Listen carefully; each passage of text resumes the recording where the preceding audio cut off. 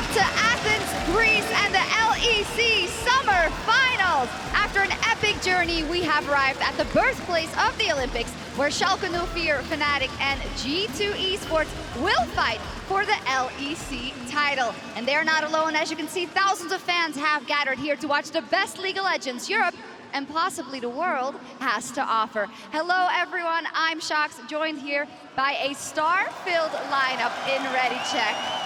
Deficio and Frost. What up, Deficio? I'm actually very happy this is the desk because we just got to do Fnatic G2 last week and that was absolutely insane. I won another 5 games. Are you excited to be in this venue? You know, it's always the thing we look out for the most, the teams do, but we as well, to celebrate the end of the split with all the fans in the arena. I think it's always a lot of fun. I think also the fact we can do some activations, you know, some booths. Or fan meet walls, we can also call it, where you get to meet all the fans before. Make some noise if you took a picture with Deficio. They all did. They all did? Everyone took a picture. I can see all the faces, I definitely know. You all recognize them? Yeah. All right, fantastic. Well, how did we get here? Last week, as you mentioned already, Schalke, they earned themselves a spot here in Athens. It was a very dramatic series versus Rogue in round 2 of the playoffs, and even though the fan favorites were Rogue, I think it's fair to say it was Schalke that came out on top. And I think it's about reminding fans about the consistency and kind of the fundamental bread and butter League of Legends that Schalke played that got them to this point. They took down Vitality, they took down Rogue. Yeah, they weren't the cleanest of series. Some people thought that Schalke looked a little bit shaky, but special shoutouts to Otawamne. When you talk about Schalke, he's usually the last name that will come out of your mouth. Picked up his first career pentakill. He's been playing for, what, 4 years now? So it's been quite a while, so huge props to Schalke to even make it to this point. On top of that, there's only been 2 pentakills by top laners in Europe in the LEC. The other one was Expect, so that's another thing that Odo can be proud of. Okay, yeah, of course. I mean, the fact he actually got to play big team fighting top laners and he got to join the team fights and not just get camped in his lane, I think that was a good change. Yeah, fantastic for him. Schalke moving on in the other dramatic series we saw last week, Fnatic versus G2. We were looking forward to it, and man, did it deliver. The Kings match between numbers 1 and 2 of the regular season. It was finger-licking good. It was amazing to watch. I'm not gonna lie, when Fnatic was up 2-0, we got a bit scared because all the hype coming into the series was around G2 and, you know, could they 3-0 this one? Will they already win the World Championship? But the fact that Fnatic actually showed up with these like global comps in the start, shut down G2 hard and almost won game 3, that's what made the series so epic to me. And it's now kind of about the 2 different lenses that you look at through that series. Did we see Fnatic break? Did G2 kind of put them in the mental dumpster, if you will? Are Schalke now looking at kind of the weakest form of Fnatic? Or on the other side, did you just see Fnatic take the best team in the world to 5 games and Schalke are nothing more but a speed bump on their way to the finals for a rematch against G2? And that is the absolute beauty of today, because both of these teams have worked so hard to get to this stage, and there's so much at stake, as well as all the mental ability that goes into it. And will Fnatic be able to bounce back? And Schalke also have in the back of their heads, is this our best chance still to beat Fnatic and to make it to Worlds or possibly hoist a trophy? And when you're playing in an arena like this, that all gets amplified once you sit down on stage. Yeah, I mean, we can definitely look at some of Fnatic players and say they've been here before. You know, Regulus has played in all the big arenas around the world. He's been in some of the biggest games you can possibly be in. So I'm not scared of someone like him. But there are some younger players, right? You know, like Nemesis still in the mid lane, Abadaka on the side of Schalke, still kind of unproven on the big stage. We'll dive a little bit deeper into the specific matchups later. I do also want to touch on some of the awards that we have given out, as we always do at the end of the split. One of them for a man who will be very stressed tomorrow. That is Grabs, the coach of the split for G2 Esports, a man who's been through a lot with the team. So I think it's nice that he's won this award this time around. Yeah, he's been through all of it with him. He was with G2 when they weren't on top of the world. He's had to live through the Garen top days. He's had to live through a lot of crazy different picks, the Pyke top at the MSI international stage. So, you know, credit to Grabs. He's now standing on top of the world, but it wasn't always easy. And he's been around for the entire journey. We can't forget he was also there last year when it wasn't all hunky-dory for G2 Esports. You know, they had that fantastic run at Worlds, but, you know, they were dealing with a lot in 2018, and he was still behind them. I mean, they almost didn't even make Worlds, you know? They had to bounce back in the gauntlet or ended up looking very good and then go all the way to a top 4 finish. Reminds me of another team. Hey, it could happen, hopefully. You know, I think also credit to Grabs here. Like, he's the most blamed coach I've ever seen. Like, even when the team is winning every game, they find a way to blame him, and that's very impressive. They never stop flaming him. That's true. So Grabs, you definitely deserve it. Congratulations. Another award that was dealt out was the Rookie of the Split. This time around, Inspired, the jungler for Team Rogue. Well, that whole Rogue team, or a lot of those players, as well as other rookies in the league, have impressed us, but he snagged away the award. Yeah, just to take the words out of Finn's mouth, the future of the LEC is in a team like Rogue, and it does start with Inspired. And I don't know what it is about Polish junglers. We had Self-Made in spring, you have Inspired now in summer that are taking these rookies of the splits, and you have Big Daddy Yanko's kind of standing on top of it all. Poland, you make amazing junglers, and Inspired, it's kind of just the next leg of that chapter. It's true, and I think also it's very important to highlight this was not an easy award to win. You know, we've had times in the past where it's been like 2 or 3 rookies and there was barely anyone you could vote for. Here there was a ton of new players coming in to the summer split, a lot of competition with a lot of teams, giving a lot of rookies the chances here to perform.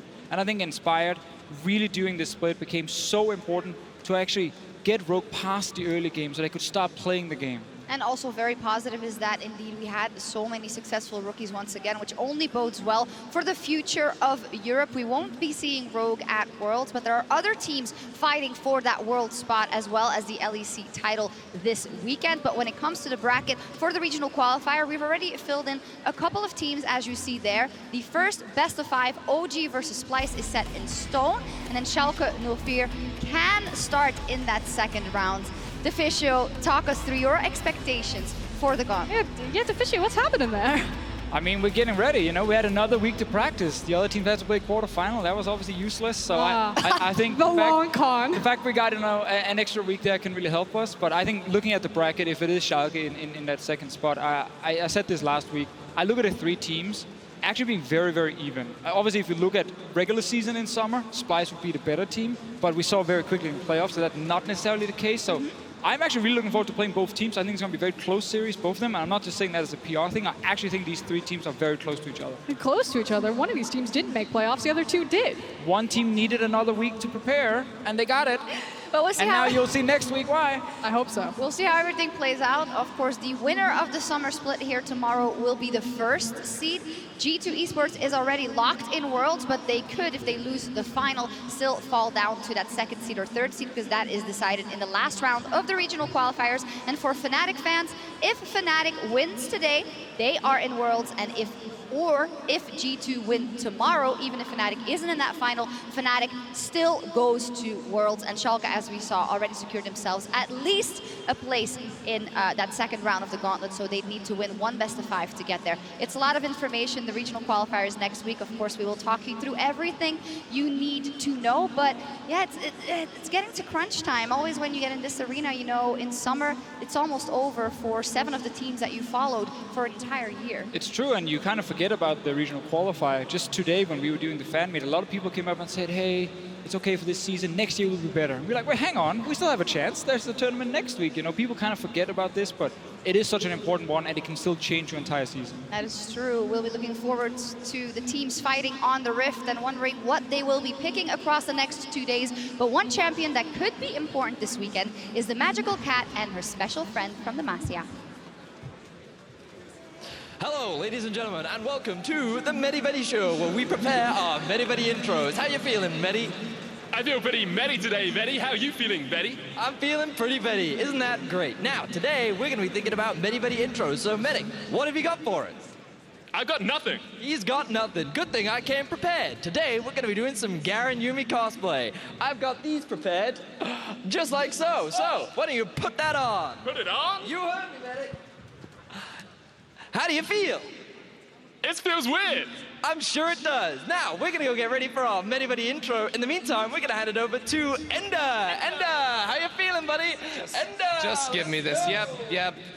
Well then, now that we got that out of the way, I figured let's actually break down Garen and Yuumi because it's been picking up a lot of popularity here in the LEC, and we're probably going to see it picked or at least banned here this weekend. Garen and Yuumi fit each other super well in terms of just enabling each other. Yuumi lets Garen access his targets, which for a relatively low mobility juggernaut is certainly a weakness of him, and Garen is a big tanky death ball that can get Yuumi into range so she can layer down poke in the mid to late game. So let's talk about early laning phase and how to make that work.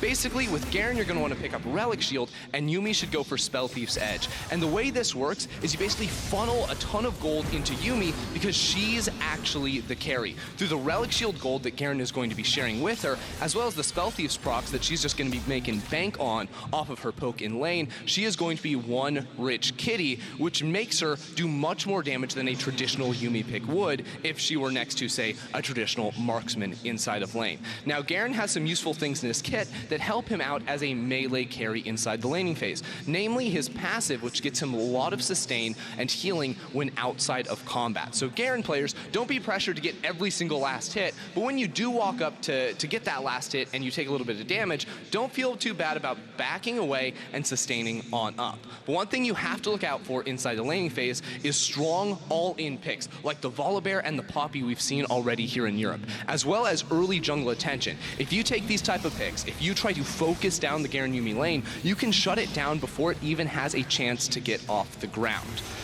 But speaking of getting off the ground, let's assume that you don't get super shut down in the early game. Garen and Yuumi are almost untouchable in the mid game, primarily because they just take control over the map so easily. With 2 support items, you have double the amount of wards that a traditional team would be able to have, which means you can walk into the enemy jungle, which with a super tanky Garen becomes very, very easy. Put down deep vision, and then go forward and allow Yuumi to do all the damage she needs to win out in these fights and to siege down towers. That's where Yuumi can be especially deadly with her Q poke. Just make sure that you avoid an all-in, because when you're playing this type of a composition, you want to make sure that Yuumi has time to layer down the poke and make it absolutely miserable to play against. I'm super excited to see our 2 teams face off today with these types of champions, because Fnatic is a team we know will play the Garen and Yuumi, and Schalke is a team that loves to team fight into it. I think it'll set us up for a very good matchup, and hopefully we get to see it on the Rift today.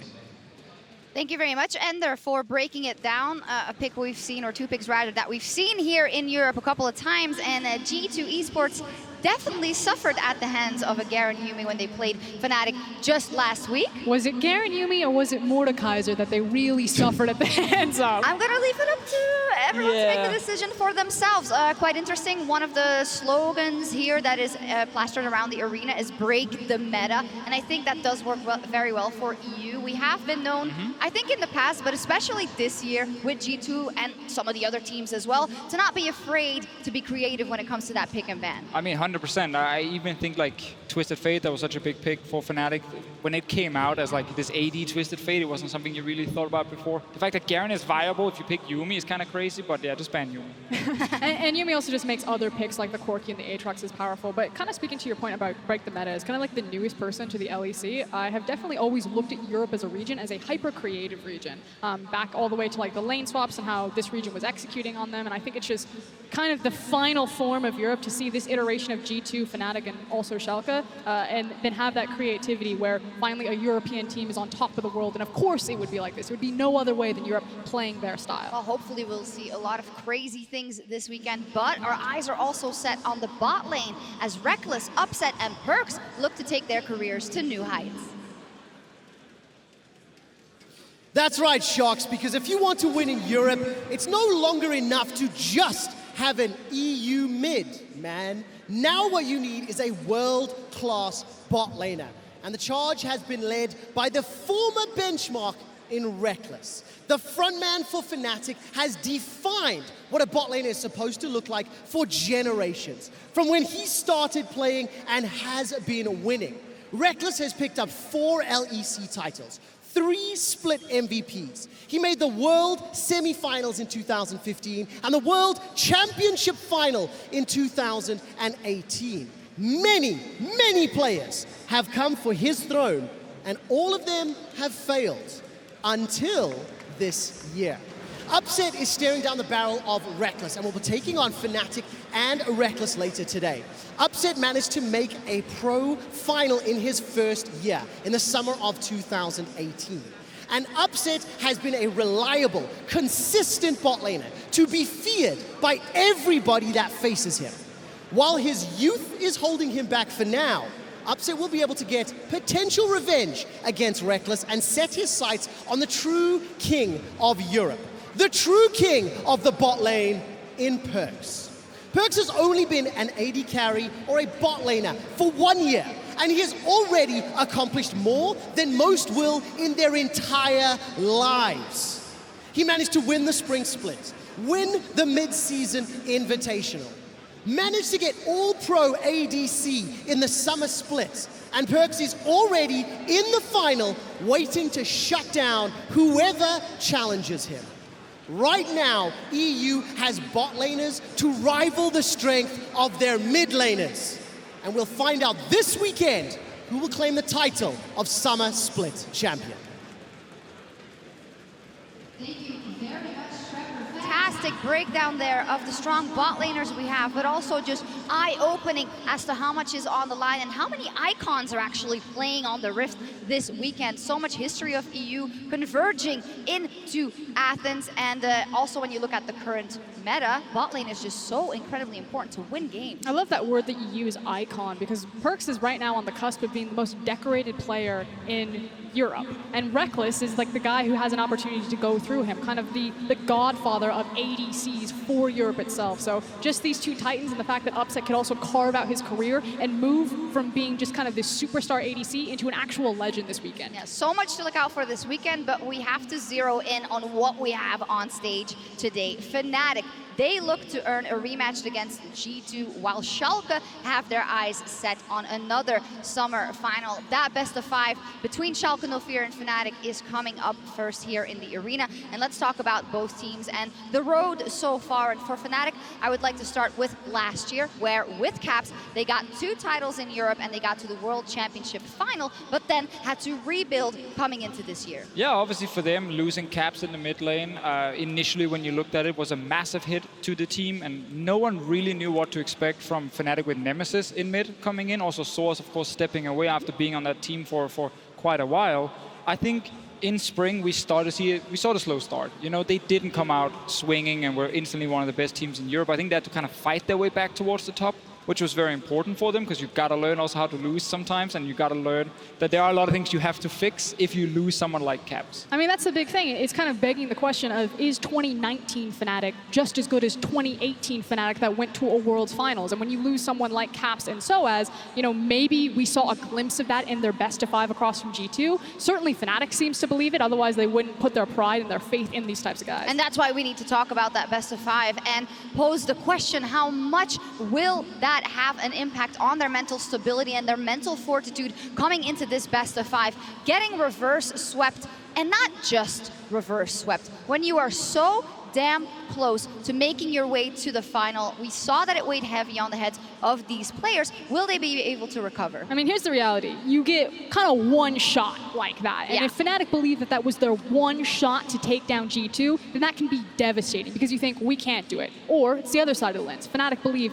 hey, we're the only team that can contest with G2 from level 1, from minute 1, and they're ready to ramp up, speed run over Schalke and get their next shot at G2. Yeah, I like to believe that Fnatic will look at that series, and obviously the day after it's awful, everything is terrible, and you just barely want to go into the next game. But I hope they look at it after and saying the things we did in the first 2 games were super successful for us. Even actually game 3, I would say, had a lot of very big positives. So there are so many things they could actually take away that they were using against the current MSI champions to great success. That should work against most other teams in the world as well. So I hope that's the way they're looking at it, and they go in actually more motivated to this game, because it went all the way to 5 and it wasn't, you know, like a one-sided G2 game. And they know that perhaps they can do it again. They only need to win 1 game more if they meet G2. But in their way is Schalke No Fear. And I feel like in a world or in Europe where G2 is playing crazy picks and speed running the league, and Fnatic is, well, Fnatic, Schalke flies under the radar, but they have been playing so incredibly well and have really improved step by step this year.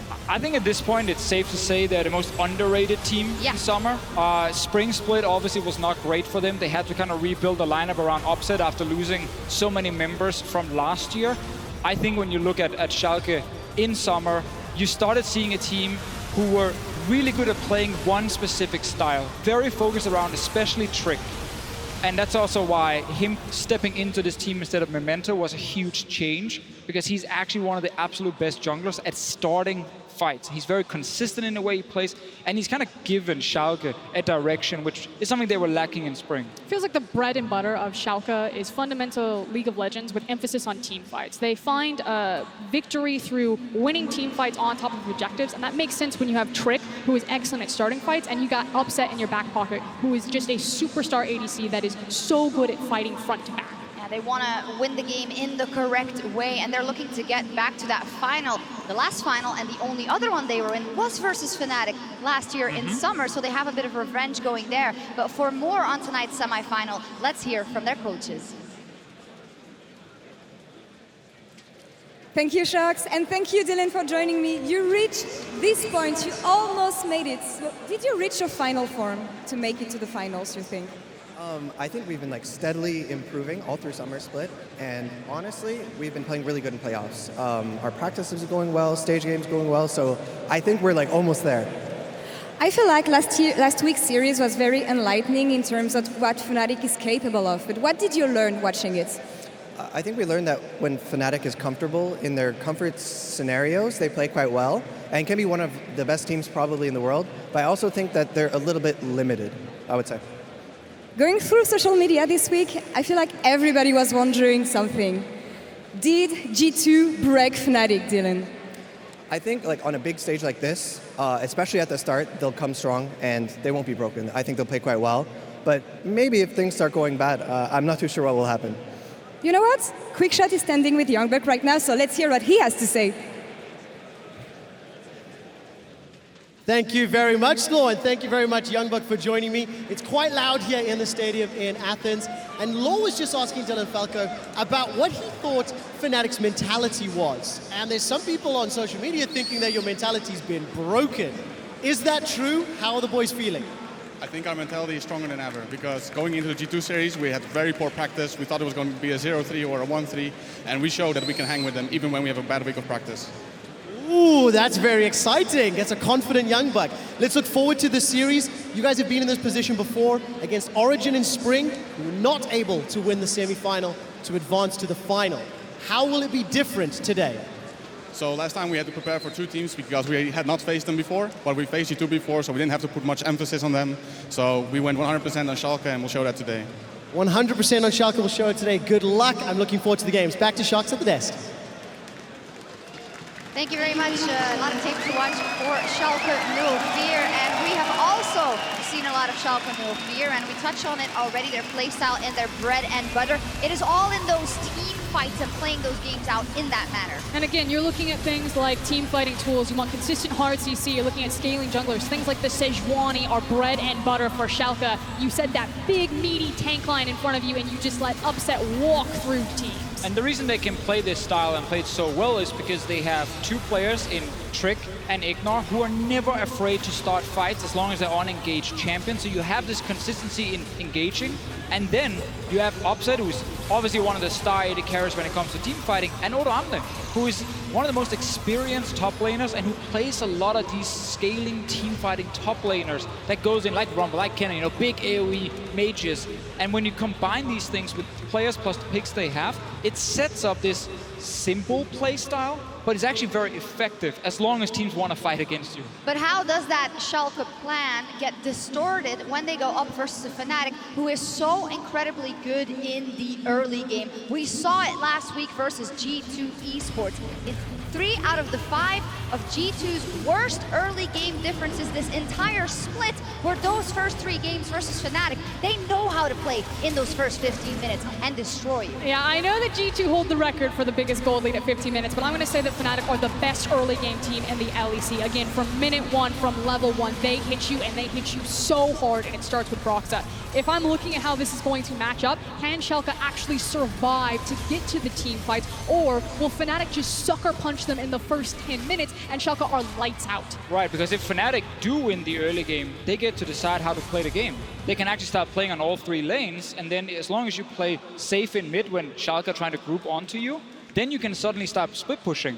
And if you're playing strong teamfight comps and you want to go 5-man together, you hate when the enemy team are pushing your sides because you can't go stop them properly and you just start losing more and more. So I think Fnatic winning early game suddenly opens up for them to decide this doesn't have to be a teamfight series. We can play the entire map. Is it safe to say that Fnatic can play the way they want to play and have played, but Schalke is going to have to change something coming into this if they want to have a chance for us? I mean, I feel that Fnatic are definitely the more versatile team and how different ways they can attack you on the map. And I agree with really Deficio, this idea of kind of side lane, whole map pressure versus grouped 5v5 pressure. That said, if Fnatic want to, like Schalke looks like 2018 Fnatic. We don't know that you just put Reckless on a traditional ADC like the Kai'Sa, you group up as 5 and you say, okay mate, let's go. Like I invented this style and I'm going to perfect it.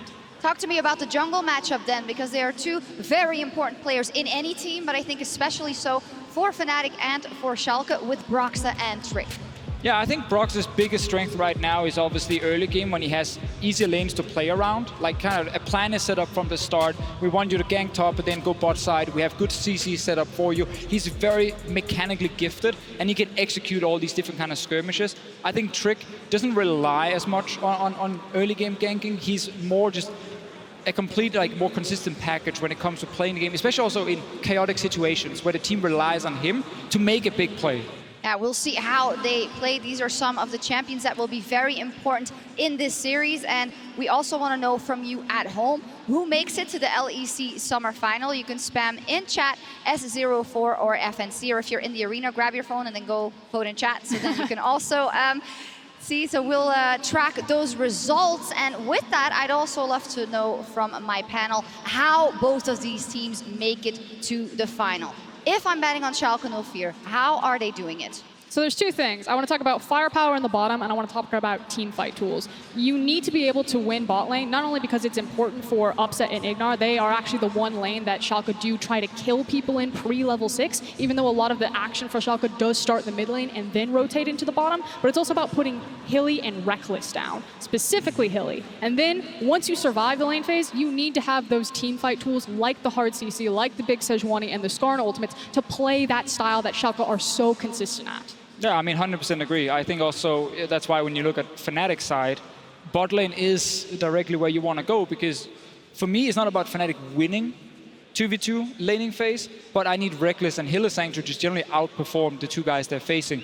Reckless in late game team fights, we're gonna see it, it's gonna happen, him versus Upset. I think Reckless right there, if he has the edge, big for Fnatic. And then I think Hylissang, while he is not as consistent in my mind as Ignar, I think he can make even more happen on the map, and he's so crucial for Fnatic when it comes to forcing plays in the early game. So much focus on that bottom lane, so let's take a look at our predictions as we are so close to the very first picks and bans of our showdown in Athens. Schalke No Fear versus Fnatic. I voted for Fnatic with a 3-1. I have a lot of faith in that. The mistakes they made in the G2 series will not overpower the strength that they've shown in the early game, and I really don't think Schalke can match them. You think Fnatic's broken? No, hey, that's 5 games. 3-2, okay. I think the way Schalke plays, they will get their team fights. Like, I think it's a lot easier for them to force team fights than it is for Fnatic to play the entire map. So I see Schalke picking up wins here. I think they're good enough to do it. Whoa, whoa, whoa, whoa, whoa. What's going on here? Hold up. Sir? Sir? Let me just ask you a couple of questions. Okay. Will Ignar find the form we saw at the World Championship a couple of years ago? Will Odoamne soak up enough pressure and then team fight later? Will Upset topple Reckless? I say nay. Fnatic will take it home 3-0. All right, thank you, Yamato, for that final prediction. The crowd loves it as well, and we're ready. We're not going to keep you waiting any longer. Our first series is just minutes away as we embark on the epic conclusion of the LEC Summer Playoffs.